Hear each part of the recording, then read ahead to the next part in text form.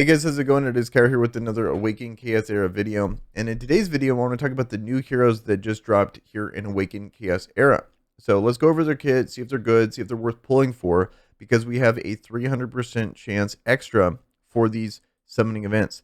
And I feel like if you're trying to save money, or even if you're a light to medium spender, I think these are an absolute bait. I don't think they're worth going for ever. The one that I really like that I think if you're going to pull for a hero, assuming the hero is good, is the Gorilla event. The Gorilla event was awesome because it guaranteed the event. It's like Genshin, where you have a 50% chance when you pull the legendary. So you still have the low rates of pulling legendary, but when you do pull that legendary, it's a 50% chance of getting that hero. Then on the next time you pull a legendary, it's a guaranteed shot. So if they, hopefully they do more of those style of events when it comes to these legendary heroes, because these 300% chance events, I don't think are worth it. It's just not good enough odds to be able to actually hit the hero. All that being said, I ended up going for it and completely whiffed. But I'm doing it from the perspective of I want content, not because it's like the smart thing to do or whatever. And also, this is the first time where you get a 300% chance on a light dark hero, but 300% chance on a character that only has a 0.1% chance of dropping, let alone it being that specific hero, is pretty, astronomical odds there. I just did it because I want the content. So that's my advice to you. It's kind of like do as I say, not as I do kind of thing. But let's talk about the heroes here and see how good they are. Also, I have looked at these, since it's been a couple days, definitely look at the kits, definitely watch people's videos talking about these characters. But I feel like a problem here when it comes to this hero is the potential pay-to-win aspect of the Ascension effects on just how different the Ascension effect is on this hero versus the normal base trait version. It's just too much of a difference, in my opinion, especially on a light dark hero where it's so hard to get this ascension. And I don't know if this is a 2 ascend or a 5 ascend. I'm assuming all of the light dark heroes are 2 ascend. I remember a patch where they changed them all. At least all the ones that were live at the time, they all became 2 ascend to get that special effect. So I'm just going to assume this is a 2 ascend. But the difference here is crazy. So the first trait effect is grants a shield for 2 turns with strength that scales based on this character's max health at the start of battle or per positive effect on an enemy. But the Ascension effect is immediately reduces target crit resistance by 30. That right there is just this massive effect that no other character has in the game, that only this character gets when double ascended. Then the shield gets better too. Grants a shield for 2 turns with strength that scales based on this character's max attack and max health. So instead of just max health, it's max attack and max health. So the shield's way bigger at the start of battle or per positive effect applied by an enemy. And I believe the or per positive effect is when they, on the other enemy team, applies a positive effect, the shield also reapplies, is my guess, but I would have to test that or watch a video on it. But I just feel like this is a worrying trend, if anything, where maybe this is not a crazy enough effect to cause this crazy pay to win. Also, it's so rare that even if you are this massive spender, it's going to be very tough to actually be able to trigger this anyway. So you're probably never going to see it almost. And then also, this is a character that I'm assuming would be on the offensive side of arena. So it's not going to feel oppressive potentially. Because you're probably not going to be seeing that many of them on arena defense. But maybe this actually is a good character on arena defense. I don't know. I'll have to test it out. So just kind of my thought process on the trait here, which I think overall is an okay trait. I would rather have a character that is a damage focused character to have a trait that's not really about survivability. It's more about, how can I apply more damage? Until you get to the Ascension effect, where it's a massive difference. This immediately reduces target's crit resistance by 30. That's a massive difference, because I believe what that means is that you only need 70% crit rate to be able to have essentially 100%. Is, I believe, how that would work. But I don't know anyone that has a double ascend Dark Dragon Arena to be able to try that out. So let's move on the kit here, but I feel like that's a potential problem. Then next we have Thunder Wrath, which is her basic, deals 120% damage to an enemy with a 50% chance to apply stun. I feel like I really like the modifier on this. This is a really big modifier for an auto attack, but 50% chance to apply stun, great debuff to be able to apply. I just think you're kind of hedging your bets on this character if you're going to have debuffs on an attack character. So you're going to want to build focus. And then it's going to really pull from how much damage you can do, because it'd be impossible to itemize this character with enough focus to be able to reliably land the stun unless you are sacrificing damage. So maybe this character, even though the stat distribution implies a damage dealer, might be a support character. Then we have the passive here. Counterattacks when an enemy uses a non-attack ability. deals 100% damage to all enemies and removes one positive effect from each. Can only be triggered once per round. I feel like that part right here is kind of a bummer. If it was 2 times per round, I think this would be absolutely insane. 1 time per round is probably fair to bad. The only time I can really see this character being used is going to be specifically in arena. And at the moment, the rewards don't really justify the means here when it comes to this character. If you're going to be getting a really rare character here that is specific for arena. Maybe down the line, if there's other game modes that there's more arena, or we need more teams, and having a diverse roster is going to make a big difference, then I can see this character being a staple choice. But at the moment, the arena doesn't, it's just not motivating people enough to actually want to be able to pull these characters to be able to maximize their arena rewards, in my opinion.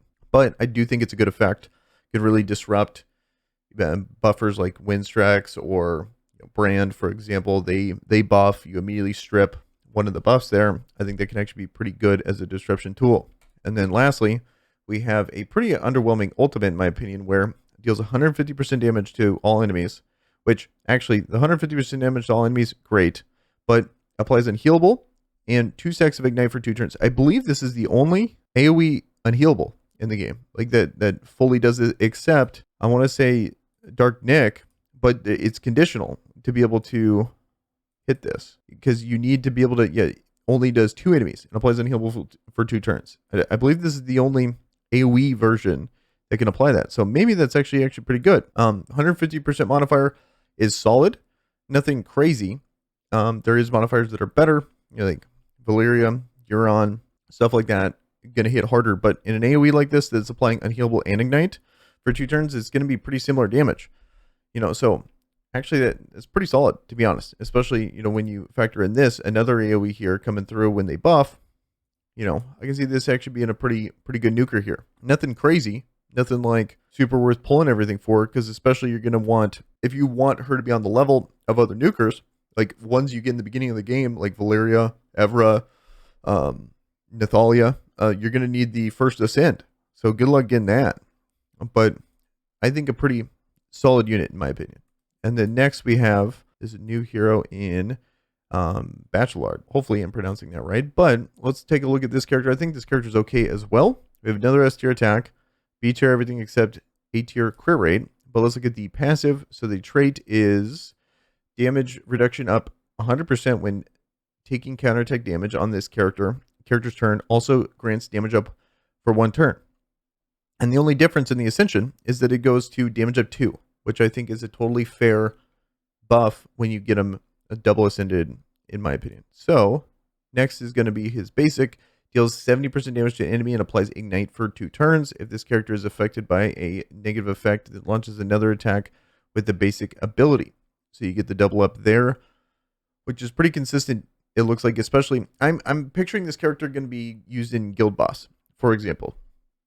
So many things, they need to already have a negative effect to be able to apply it and then be able to get a bonus ability or whatever, or a bonus effect when that triggers.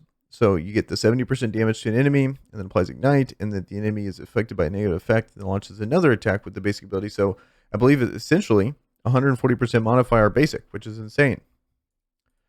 Then next we have a 120% damage to an enemy and applies defense down for 2 turns. If the enemy is affected by a negative effect, then deals 30% extra damage and applies defense down 2. I think this is also a fantastic move. 150% damage modifier and a special, especially on a 3-turn cooldown. It's actually pretty rare. Not many characters, some characters have like 180% modifier, but it's still super rare. And it's not only just applying damage, but applying a really good debuff and defense down 2. That's a pretty rare one. And then lastly, has a very confusing move here. I don't know where lightning throw is. If you look at the entire kit here, there's no lightning throw. So we have fire strike, we have power burn, we have fire spear, underlying embers, and then lastly, this right here, Ender's Spear. Nothing shows in this kit lightning throw. But let's read it anyway, and we'll have to just see some gameplay of a character that, or someone that pulled this character, so we know how this works. But it looks actually pretty good, especially in the context of Clan Boss. So it deals 40% damage to an enemy, and then an additional 140% damage to the target. Each attack inflicts ignite on the target for 2 turns, launches an additional lightning throw combo attack per negative effect on the target, max 4 combo attacks. So depending on how big of a modifier those combo attacks are, that can actually be some serious damage, especially on a 4-turn cooldown. That's a really big deal. So I think this character actually has a place. Like, yes, he's a niche character, but has a place in the game as actually a really good fire character for Guild Boss. Like right up there, you'd probably use him and Gorel, and they would absolutely nuke that clan boss and do a ton of damage.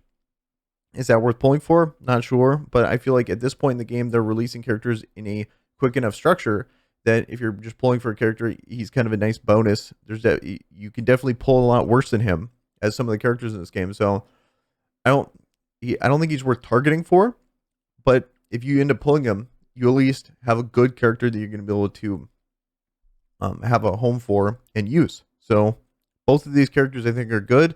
None of these are characters that you're going to really want to max target, like really go for, spend all your gems for. The only reason why I did it is because I want content, and so I figured I would just unload. But it's not a character that I'm like super crazy excited for, like some of the other characters of the game. Like there definitely is.